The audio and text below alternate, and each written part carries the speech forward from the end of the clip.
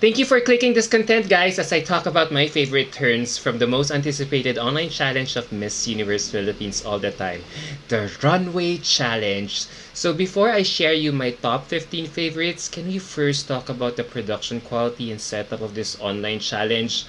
I would really like to commend the Miss Universe Philippines organization for always promoting our culture and tourism in all their activities they have been doing as much as it can. It has been in existence for 4 years now, and I love how they have been visiting different provinces and doing activities relating to culture appreciation to give its activities a different vibe.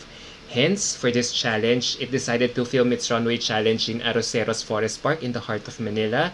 It's a newly redeveloped park which now boasts of 2.71 hectares of land that combines urban elements with nature for us to appreciate our government's efforts to provide greener spaces for us to unwind away from the hustle and bustle of this city.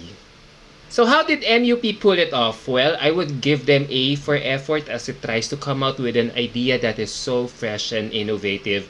The venue and runway is so refreshing to the eyes, but I feel there were some elements that weren't jiving together for us to appreciate the final output. The background is all about nature, di ba? Nakita nyo? Yet, the girls were wearing elegant modern Filipiniana dresses. So, on this aspect alone, there is already a big disconnect. And then when it came down to the production values, there were some inconsistencies with the lighting and camera angles employed for this shoot. Kasi most of the footages are quite dark with the exception of that one angle as opposed to the reels being uploaded by all the contestants on their respective social media accounts. And I also wish the production team also added more props or elements to make the background or even the runway more lively.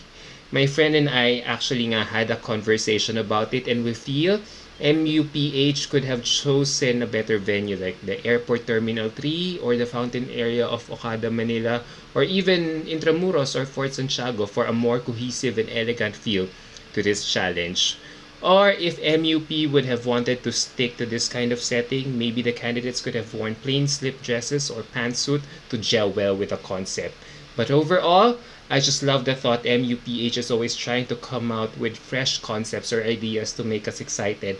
So it's just how they marry all its fresh ideas in terms of execution so it can come out with a winning showcase next time. So setting this production values aside, let's now talk about my favorite turns for this online challenge. And let me tell you, there were so many underdogs talaga who suddenly emerged here.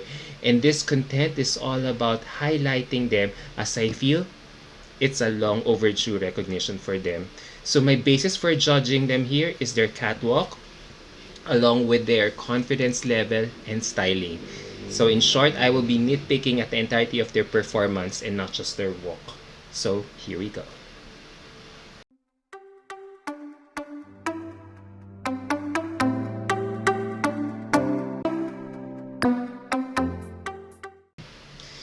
Now we go to my 15th spot and I'm giving it to Leica Implementer from Occidental Mindoro.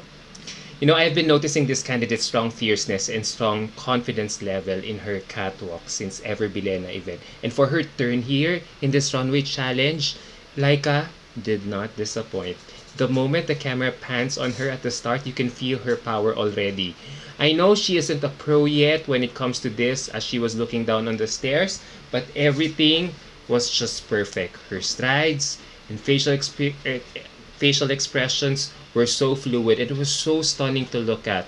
Na nakikita mo, she really wields so much control and power with her walk here. Ang fierce, which I like because for a candidate like her who doesn't have a huge fan base, she's letting work speak. She's letting her work speak for itself. However, if I just have a minor nitpick, I hope she injects a little bit of her smile here when she poses for us to rally behind her for a change. If this were a typical modeling show, she is a 10 for me. But since this is a pageant where you have to inject a bit of your personality and warmth to your audience, then it's probably an 8 or 9 for me at the most. And now we go to my 14th spot and I'm giving it to Kimberly from Isabella. This girl totally blew me away in this round. And I didn't know Teacher Kimberly could walk this runway so good. May pitik pala siyang lumakad and I was really impressed.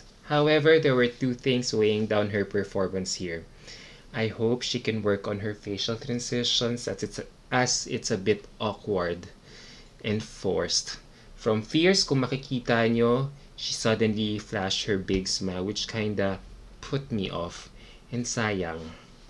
And I also want her to choose bright colors to highlight her morena skin more. Her skin really needs to be highlighted all the time. Like how she was wearing that yellow off-shoulder dress when I saw her for the first time during the submission of application forms last February. I think it's something that she should reconsider next. And now we go to my 13th spot and I'm giving it to Kimberly Escartin from Southern Leyte. No doubt, this girl has one of the cleanest pasarelas in this round. The simplicity and subtlety, devoid of any theatrics this candidate projected in this round is very impressive. If she were selling this dainty dress, I would have bought it. She just looks simply divine and feminine in this presentation. However, I just hope she could work on her facial projections to match the power of her simple catwalk. I hope, just like Teacher Leica, she can inject a little bit of her personality through her walk next time. And now we go to my 12th spot and I'm giving it to Michelle D from Makati City. True to her form, Michelle looks so classy and expensive with her outfit and it also translated through her catwalk here. I love how she wore pony on this as it looks so good for her and it's a look that I haven't seen from her ever at the same time. I think this is the first time she sported this kind of hairstyle which really complements the regality of her outfit. I also love how she's trying to make an effort to smile, to look more relatable. However, I really feel she wasn't able to achieve this goal or as she was doing her catwalk here as it distracted me with so many things. Like her facial transitions from smiling to fierce weren't fluid and the dress touching while walking down the runway for me is a big no-no. And even the touching of her sleeve while side posing was a bit rushed in my opinion. I mean, I already wouldn't nitpick on the intensity of her catwalk because we all know by now Michelle is the type of performer who exercises control, calmness, and sophistication with her catwalk. However, I really couldn't feel the warmth of her smile and her energy overall here. Like she was somehow overthinking in her head while she was walking here. I hope Michelle can come out with a better showing come preliminary competition. And now we go to my 11th spot and I'm giving it to Emmanuel Vera from Cebu Province. Looking at Emmanuel Vera's performance here, I so admire how this girl has come a long way from her first foray in pageantry 2 years ago. I still remember her fiery catwalk in Reina Hispanoamericana. She was such a knockout there. Now, fast forward here in Miss Universe Philippines, this walk that she gave during the runway challenge, I feel was not at par with her fiery performance that she did on her international pageant before. I don't know if she toned it down because a more classy and subdued catwalk is more appreciated in Miss Universe. I mean, don't get me wrong. I just love how every time she twirls, it gives me so much joy because she commands so much power. But the follow through with her walk does not render the same intensity of her hair flips or even twirls. So I hope she could still remedy this. But styling wise, I love how she has been acing it with bright colors and hairstyling to make her more youthful. She was such an eye candy here. Parang because of that Ariana Grande hairstyle na alam mo yon, had she given more power with her catwalk, it would have been a different story. And now we go to my 10th spot and I'm giving it to Pauline Amelings from Bohol. First of all, may I just say how incredibly stunned I am with this styling Pauline has for her turn here. I normally feel yellow is more suited for the Morena girls, but with Pauline here, she still made it work as she walked down the ramp. And look at her improvement! With her catwalk, hindi na mabigat tignan ang lakad niya. Na there is some fluidity with her walk this time around and lightness that you feel at the same time. Na nararamdaman mo she is definitely getting there. But I would just like her to improve on her bearing at the start of her catwalk.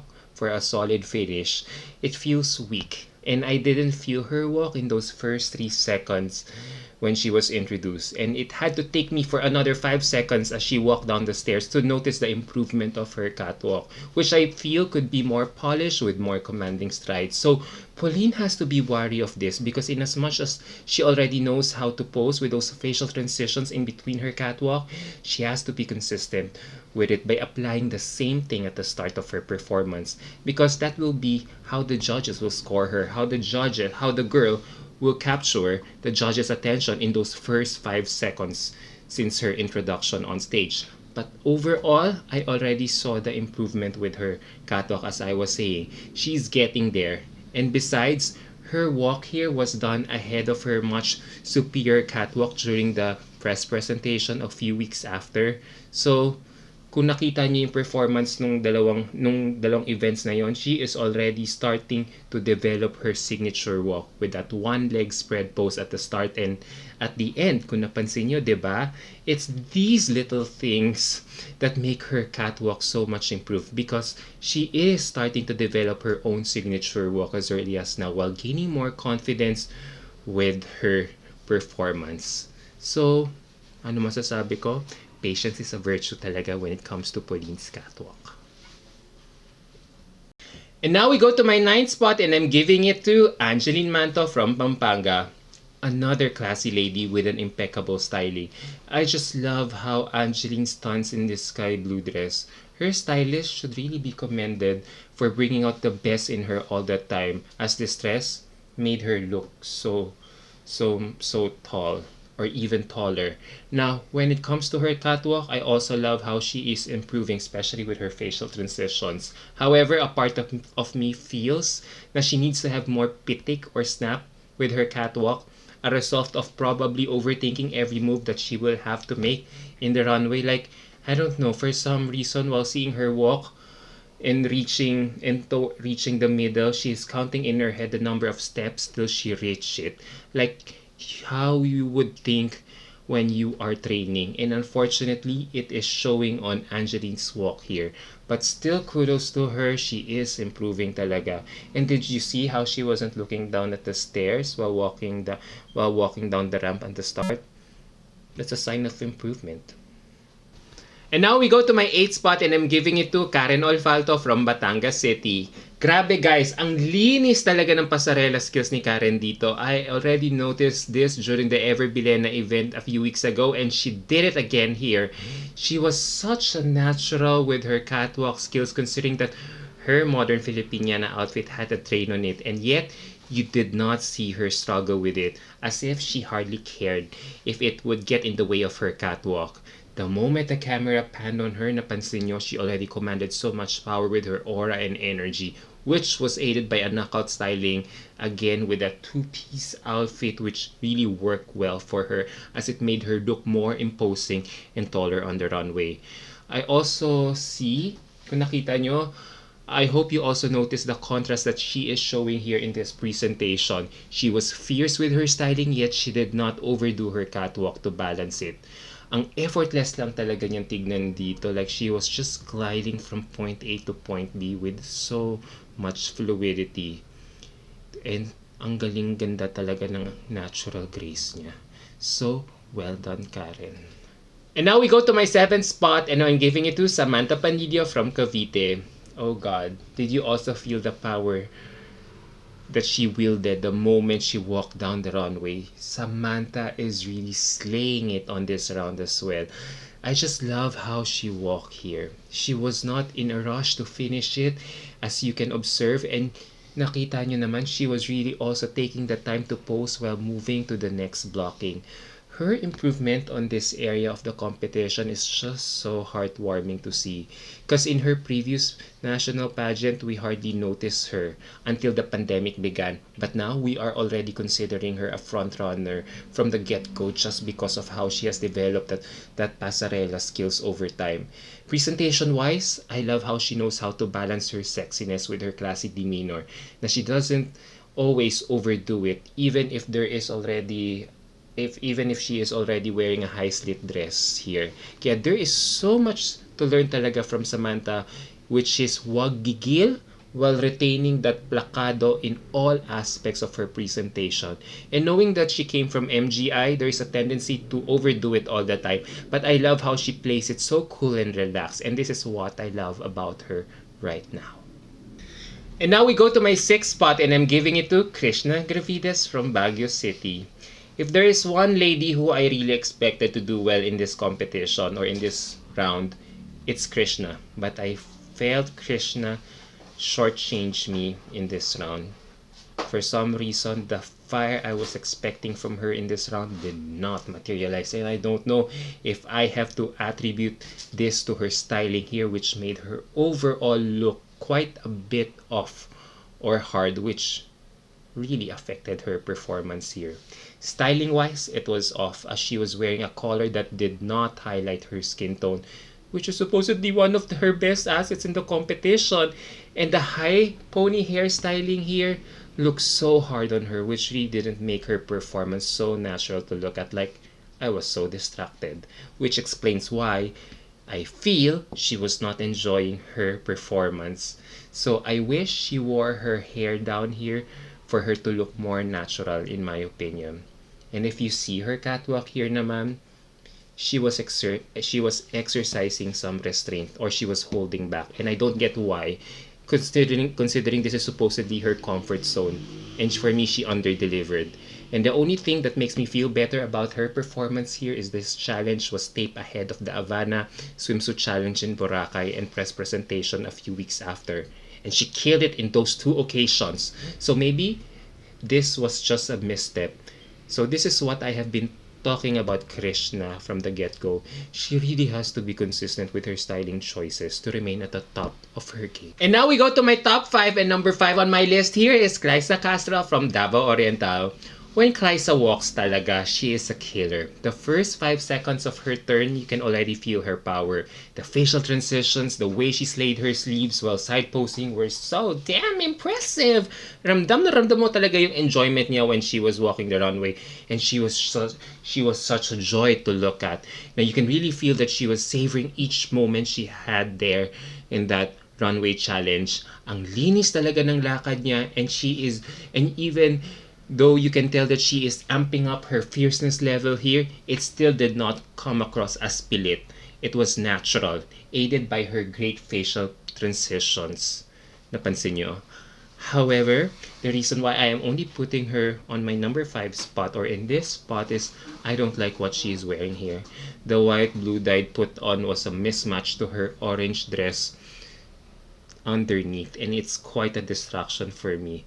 The put on was a bit loose on the hip area, kung napansin nyo, and so in a way her sexiness was partly being covered up. So hindi ko talaga na-gets yung storyline ng styling direction niya dito.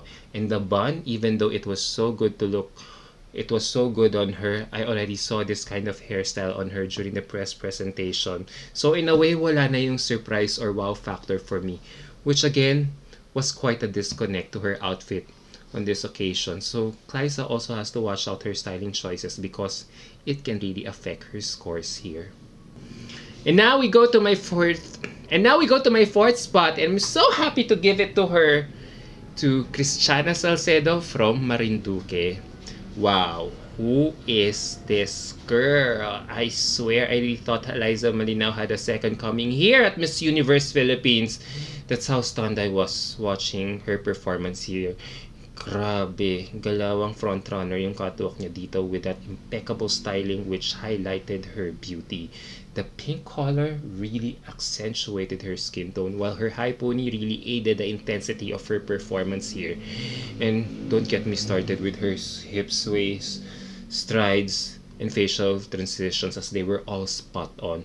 Ang lakas-lakas talaga ng stage presence niya dito, and I can't believe she's really this strong with her presentation here. Like, this girl knows how to walk pala and place her hands in the right places.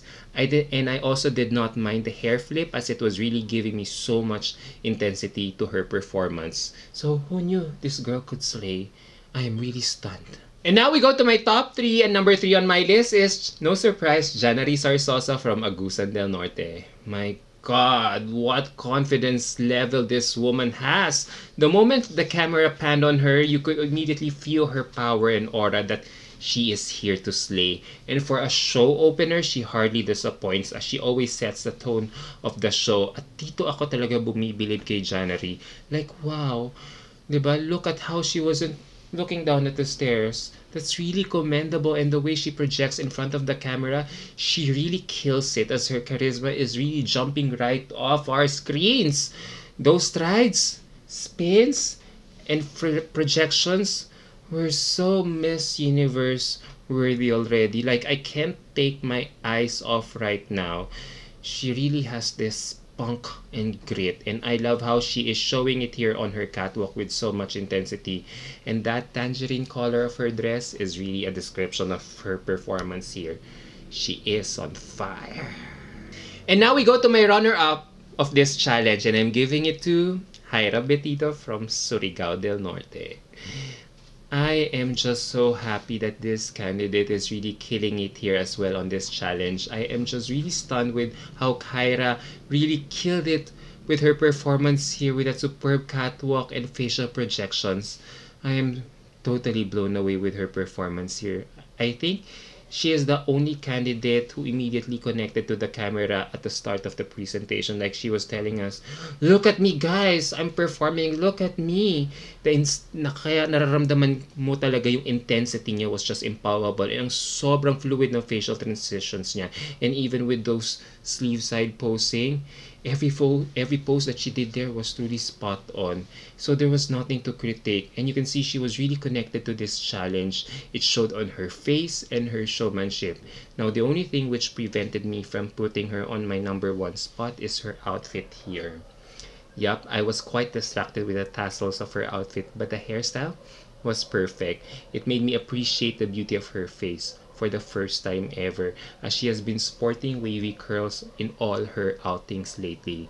So, well done, Jaira. I am so happy that everyone is noticing you right now.